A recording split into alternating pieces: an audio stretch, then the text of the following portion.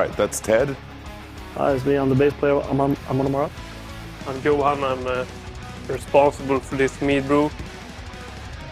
I'm Joe, and I don't know what I'm doing here, but I'm gonna try to help these guys out so they don't mess up too much. Yeah, we're We from also Amon have a Amarth. band. Yeah. It's called Amon Amarth. That's only like part-time job though. I mean, this is what we really do. This is what we do professionally. We are professional mead brewers. The School of Mead. The Mead School. The art of mead brewing. Mead is obviously a very special Viking drink that we like to consume lots of sometimes. During midsummer and midwinter and Exactly, and it's basically honey and yeast, and you ferment that to make it strong as hell, and then you get shit-faced and wake up in a ditch somewhere. just prove that you're a Viking. Exactly. This is how you make a quick, easy mead batch at home, in your own apartment, student dorm room, in your parents' basement, wherever you want to make it. Go ahead. You need water, about a gallon size. You have you empty out, so you still have a little in there. Half. Like half, almost, yeah. And then you have some. Then you pour in the honey. And the more honey you put in there, the more alcohol it's going to be. It's all about the sugar, man. This is the hardest part of making mead, is to get everything in here. You can use a little container with a bigger opening if you want. As I said before, you need spring water, like a gallon of spring water. You need 3 pounds of honey. You need some yeast.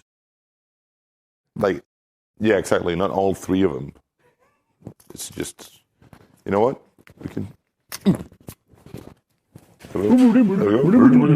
Orange, There we go. chopped up. Well, orange, I don't know. I would prefer elderberries, but Orange is this is for the flavors. You can use a lot of this is different kinds of American stuff. mead apparently. So we have oranges from Florida and some sun-made raisins. Just put Just the whole squeeze thing it in. down, it's just okay. It's There we just go. flavors. Oh, the elderberry? Yeah, what exactly is that? It's like a flower, really. It's a special tree flower. I'm sure you can get it here in the States as well. It's pretty common in Sweden to make like lemonade and stuff like that, and you can do wine, and it's pretty poisonous. You can if tell you the eat it Swedish as it is. name for it if you want. Oh yeah, the Swedish name is fläder. Fläderbärssaft. Yes.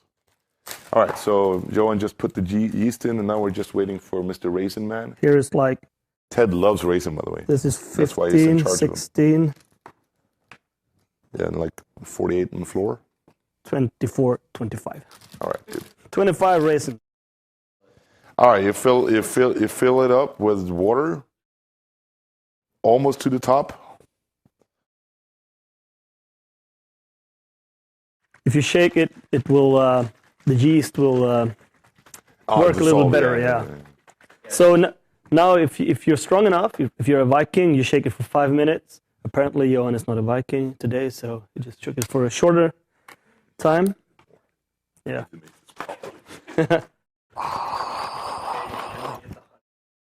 Yeah. And when this stuff is sort of processing, you will have a lot of gases. So you need to somehow get all these gases out if you don't want to have Without them exploding your whole exploding. apartment. Yeah, that could be bad, especially if it's your parents' place or something. Yeah. So I'm gonna make a hole in a balloon. And if your parents wonder what you need all that honey for and the yeast, you just say, I'm going to bake something and have a sore throat.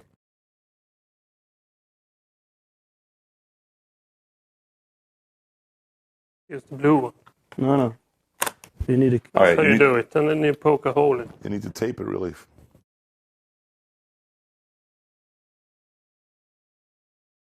And if necessary, if it gets too much gases, you might have to poke another hole so it doesn't explode. But you will notice after a week or 2. When it explodes. Yeah, exactly. When it explodes, you will hear it, and then you get a new balloon. It also works with a rubber band or something. Just make sure it doesn't Break. fly away.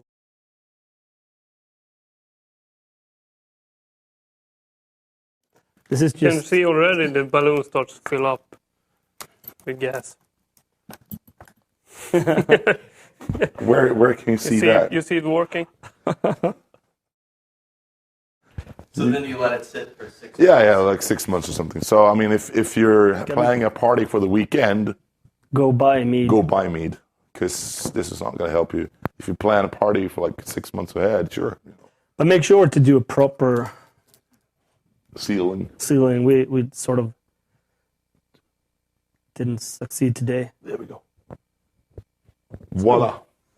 Very messy, very quick way to make mead. So, well, apart from the waiting period, but you know. And show them But- how the finished product. And we've already prepared some mead for you. We bought some. No, this is actually 6 months later. Oh, yeah, Still in the studio. same clothes and everything. Brilliant, very fun. There are different types of mead. Both of these are the typical mead you'll probably find if you go to a store, which is more or less honey wine. There is something which is more like a beer that's malt based, but the most common one is the honey wine thing. That's the stronger one of the Yeah. two, which makes it, of Exactly. course, more fun. Yeah. Hell yeah. So, I must admit, I never really tried this one. Have you? Nope, Try it's the first either. time. These are spiced with it's called hibiscus and hops. Yep. And this is ginger and hops. Calvin and hops. Here. This mead is Danish, so it's not as good as Swedish. Of course, But- not. Yeah. Good enough. It's porridge in there somewhere. All right. So what do you say? Should we try some? All right. Well, we'll give you an opinion. Let's try this one. The Danish Mløv.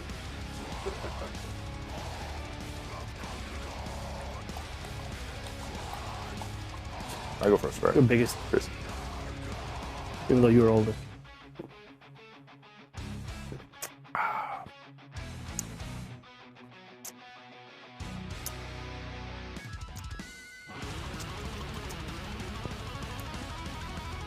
Yeah, pretty sweet. Not too bad. I would give this product 4 gourmet hats out of 5. No, this is what we call a shot glass horn. I mean, it's kind of tiny. But I like to take a big one. Let's put it this way: a real horn, like a real horn, you could probably put 3 or 4 of these bottles inside, and they're like big. All right. Yeah, thank you very much. Rock and roll. That's how you make mead, and that's how you drink mead. You need a horn and 2 bowls of mead. And 2 good Not friends. as hard.